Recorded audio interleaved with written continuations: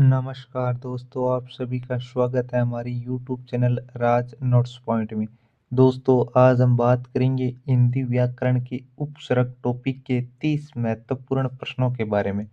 तो चलिए दोस्तों, बिना टाइम वेस्ट किए वीडियो को शुरू करते हैं। दोस्तों, आज का हमारा पहला क्वेश्चन है कि उपसर्ग किसे कहते हैं, यानी उपसर्ग है वो किसे कहते हैं। क्योंकि हम धीरे धीरे शुरुआत से लेकर एंड तक आपको सारे उपसर्ग है वो क्वेश्चनों के माध्यम से ये टॉपिक है आपका क्लियर करवा देंगे। तो हम शुरुआत में से शुरू कर रहे हैं, वीडियो में एंड तक बने रहे। उपसर्ग आज के बाद आप कभी नहीं भूलोगे। तो पहला क्वेश्चन है कि उपसर्ग है वो किसे कहते हैं। तो उपसर्ग का अर्थ क्या है या उपसर्ग किसे कहते हैं। तो दोस्तों, ये शब्द के अंत में लगने वाला अंश है, या शब्द के पहले लगने वाला अंश है, या शब्द के बीच में लगने वाला है, या पूरा शब्द ही उपसर्ग कहलाता है। क्वेश्चन आपसे ये पूछा जा रहा है। तो दोस्तों, इसका सही आंसर होता है उपसर्ग है वो शब्द के पहले लगने वाला अंश होता है। यानी उपसर्ग जो शब्द के पहले जुड़कर उसके अर्थ में जो परिवर्तन करे उससे ही हम क्या कहते हैं, उपसर्ग कहते हैं। यानी मैंने यहाँ पर थोड़ी डिटेल भी दे रखी है कि उपसर्ग किसे कहते हैं। यानी जो शब्दांश किसी शब्द के पहले जुड़कर उसके अर्थ में परिवर्तन करे उसे ही क्या कहते हैं, उसे ही हम क्या उपसर्ग कहते हैं। तो आपको समझ में आ गया है कि उपसर्ग किसी भी शब्दांश के पहले शब्द में जुड़कर उसका अर्थ परिवर्तन करे उसे हम उपसर्ग कहते हैं। इसलिए पहले का हमारा बी ऑप्शन है वो सही बैठ रहा है।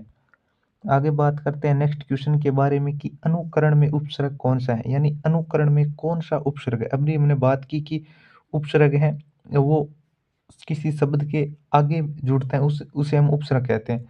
लेकिन अनुकरण में कौन सा उपसर्ग है।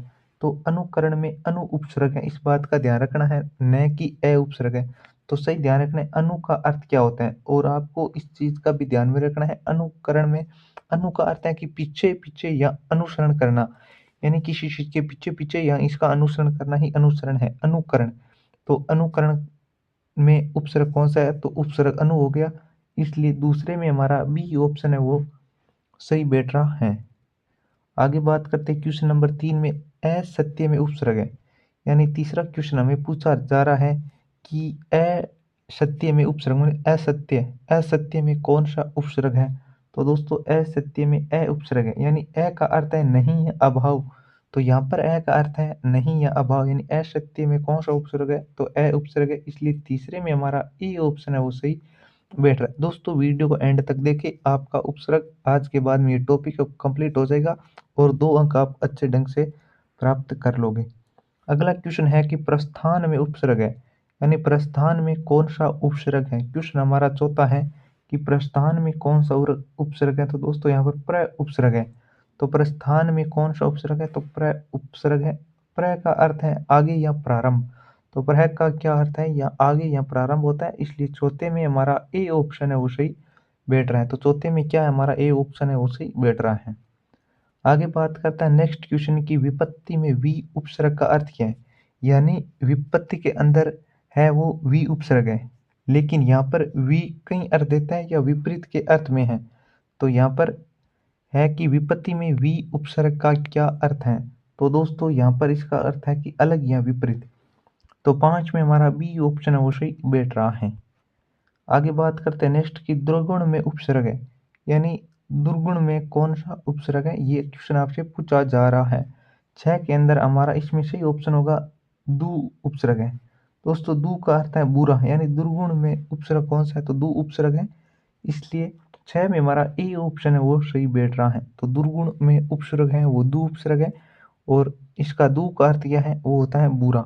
यहाँ पर इसकी बात हो रही है, वरना दुर्गुण का क्या अर्थ है वो आप इस चीज को समझे अपने हिसाब से। नेक्स्ट हमारा क्वेश्चन है कि सुपुत्र में सु उपसर्ग का अर्थ क्या है। जिस शब्द की जहां पर ही वैल्यू होती है उसी के अनुसार आपको अर्थ निकालना है। यहाँ पर इसका अर्थ पूछा जा रहा है कि सु में उपसर्ग क्या है। मतलब एक प्रश्न आपको दे दिया कि सुपुत्र में सु शब्द का उपसर्ग है। तो सु का अर्थ होता है अच्छा या श्रेष्ठ, इसलिए साथ में हमारा बी ऑप्शन है वो सही बैठ रहा है। तो साथ में हमारा कौन सा है, बी ऑप्शन, कि यहाँ पर सु का अर्थ है कि अच्छा या श्रेष्ठ, इसलिए साथ में हमारा बी ऑप्शन है वो सही है। आगे बात करते हैं नेक्स्ट, निराश में उपसर्ग कौन सा है। क्वेश्चन आपसे पूछा जा रहा है कि निराश शब्द में उपसर्ग कौन सा है।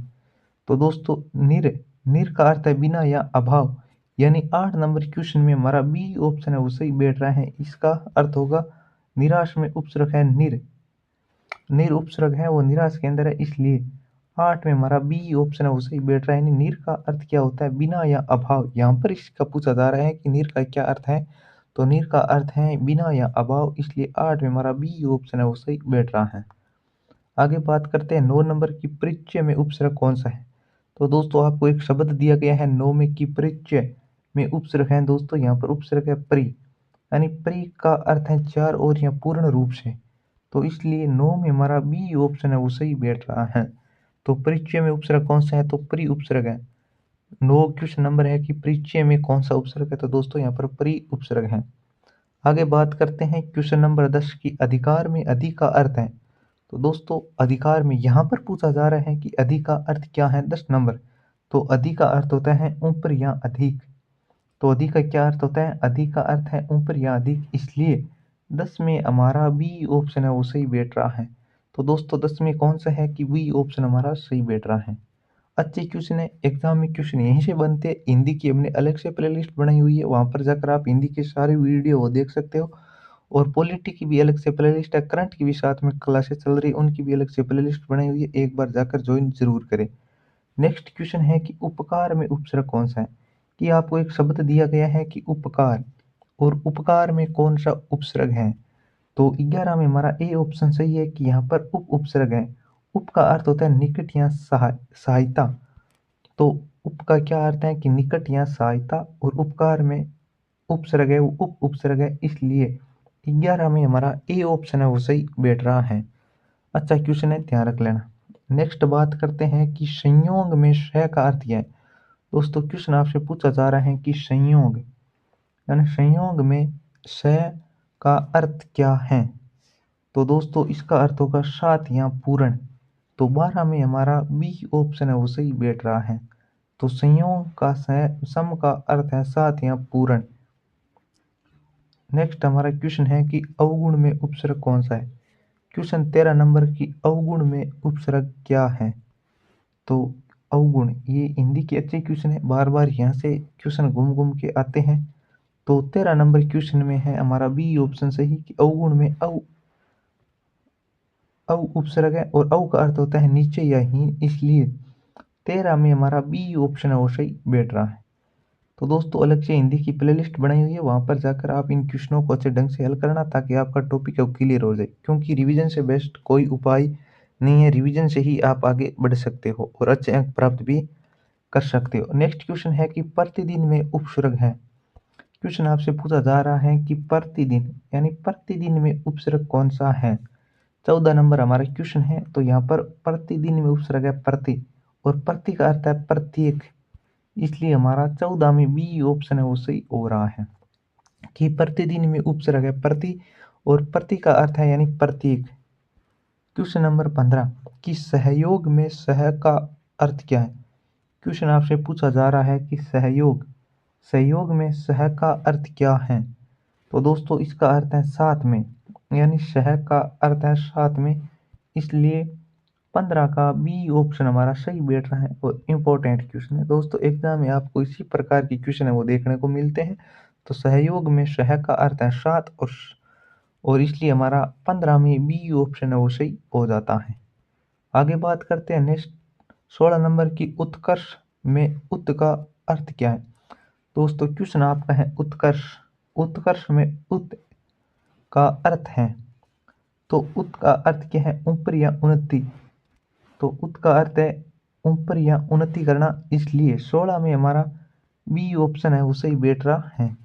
तो इसमें डिटेल है कि उत का अर्थ है ऊपर या ऊपर की ओर या उन्नति करना, इसलिए 16 में हमारा बी ऑप्शन है वो सही बैठ रहा है।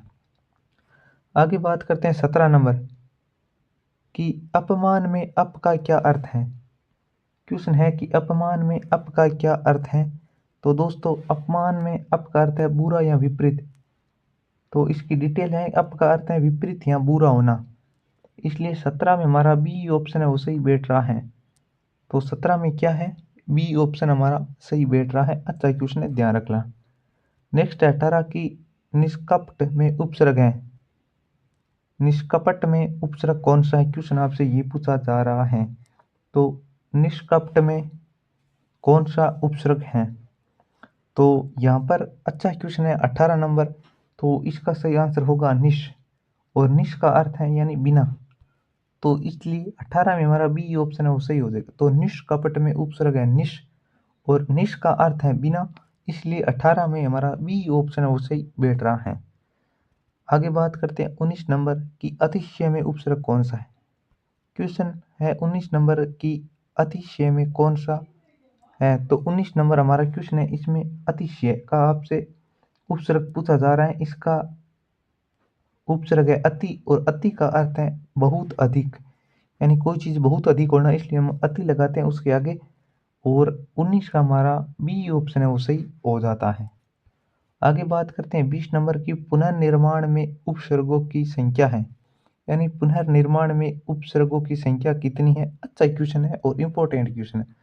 दोस्तों एग्जाम में आज का लेवल बदल चुके हैं और उसके अनुसार ये क्वेश्चन वेरी वेरी इंपॉर्टेंट है। तो 20 नंबर में कि पुनर्निर्माण में उपसर्गों की संख्या कितनी है? तो दोस्तों इसमें दो उपसर्ग एक साथ लगे हैं, और कौन कौन से लगे उनके बारे में बात करते हैं। एक है पुनः प्लस निर प्लस निर्माण, यानी दो उपसर्ग पुनः और निर, इसलिए इसमें पुनर्निर्माण में दो उपसर्ग लगे हैं और वेरी वेरी इंपॉर्टेंट है, और 20 में हमारा बी ऑप्शन है वो सही हो जाता है। अच्छा क्वेश्चन है, ध्यान रख लेना। नेक्स्ट क्वेश्चन है 21 नंबर की पराजय में उपसर्ग कौन सा है? कि पराजय शब्द में कौन सा उपसर्ग है वो प्रयुक्त हुआ है? तो यहाँ पर उपसर्ग है वो पर उपसर्ग है वो लगा है। तो पर का क्या अर्थ है? दूर या अलग होना, इसलिए 21 में हमारा ए ऑप्शन है वो सही हो जाता है। और इम्पोर्टेंट क्वेश्चन, एग्जाम में आज का लेवल बदल चुका है और उसके अनुसार ये क्वेश्चन आपके लिए रामबाण साबित होने वाले हैं। इनकी अलग से प्लेलिस्ट बनाई हुई है, वहां पर जाकर आप ज्वाइन जरूर करें, और लिंक वीडियो के डिस्क्रिप्शन में मिल जाएगा। आप एक बार इन वीडियो को जरूर देखें। अपूर्व में अ का अर्थ क्या है? क्वेश्चन आपसे पूछा जा रहा है कि अपूर्व में अ का क्या अर्थ है? तो दोस्तों यहाँ पर जो पहले न हुआ हो, अपूर्व में अ का अर्थ है, यानी ओनली फॉर इसमें आपको अ का अर्थ पूछा जा रहा है 22 नंबर क्वेश्चन में। इसमें अ का अर्थ है मतलब नहीं, यानी अपूर्व जो पहले न हुआ हो या पहले नहीं हुआ हो, इसलिए 22 में हमारा बी ऑप्शन है वो सही हो जाता है। नेक्स्ट क्वेश्चन है कि उदाहरण में उपसर्ग कौन सा है? दोस्तों 23 नंबर क्वेश्चन है कि उदाहरण उदाहरण में कौन सा उपसर्ग प्रयुक्त हुआ है?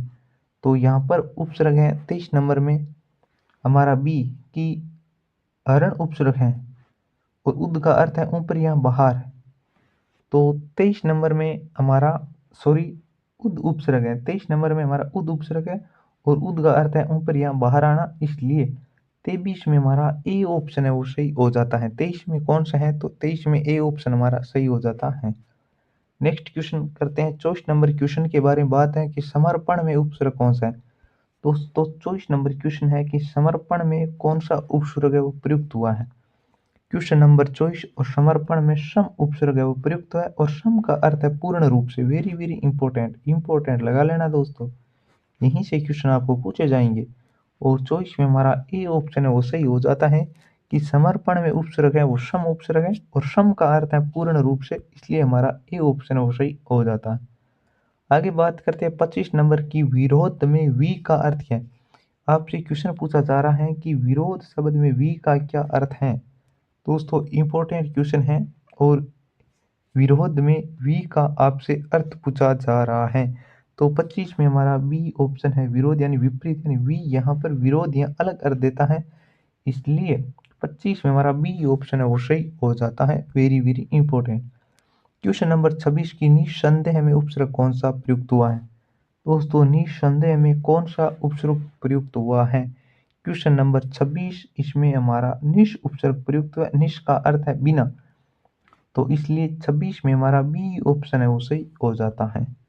आगे बात करते हैं 27 नंबर की संगठन में कौन सा उपसर्ग प्रयुक्त हुआ है? इंपॉर्टेंट दोस्तों इंपॉर्टेंट लगा लेना, क्वेश्चन यहीं से पूछे जाएंगे। तो संगठन में उपसर्ग है, ये क्वेश्चन वे क्वेश्चन है जो पिछले एग्जामों में आप एग्जाम पूछे गए क्वेश्चन है, वही क्वेश्चन मैं आपके साथ यहाँ साझा कर रहा हूँ। तो संगठन में स उपसर्ग है, और स का अर्थ है यानी साथ मिलकर, इसलिए 27 में हमारा सी ऑप्शन है वो सही हो जाता है। तो 27 में क्या है? तो 27 में हमारा सी ऑप्शन है वो सही हो जाता है। तो 27 में दोस्तों सॉरी, यहाँ पर 27 में सी ऑप्शन नहीं होगा, क्वेश्चन थोड़ा गलत बोल दिया मैंने। तो 27 में हमारा ए ऑप्शन है वो सही होगा। तो 27 में क्या है, तो 27 में हमारा ए ऑप्शन है वो सही हो जाएगा। संगठन में स उपसर्ग प्रयुक्त हुआ है। आगे बात करते हैं 28 नंबर की। अधोगति में अधो का अर्थ है कि अधोगति, अधोगति में अधो का क्या अर्थ है। तो दोस्तों अधो का अर्थ होता है नीचे की ओर, इसलिए 28 में हमारा बी ऑप्शन है वो सही हो जाता है। तो अधो का क्या अर्थ है, अधो का अर्थ है नीचे की ओर, और 28 में हमारा बी ऑप्शन है वो सही हो जाता है। आगे बात करते हैं 29 नंबर की। परिश्रम में कौन सा उपसर्ग है वो प्रयुक्त हुआ है। तो दोस्तों परिश्रम में प्री उपसर्ग प्रयुक्त है। प्री का अर्थ है चारों ओर से या पूर्ण रूप से, इसलिए 29 में हमारा ए ऑप्शन है वो सही हो जाता है। आगे बात करते हैं 30 नंबर और आज का अंतिम क्वेश्चन है कि असंभव में कौन सा उपसर्ग प्रयुक्त हुआ है।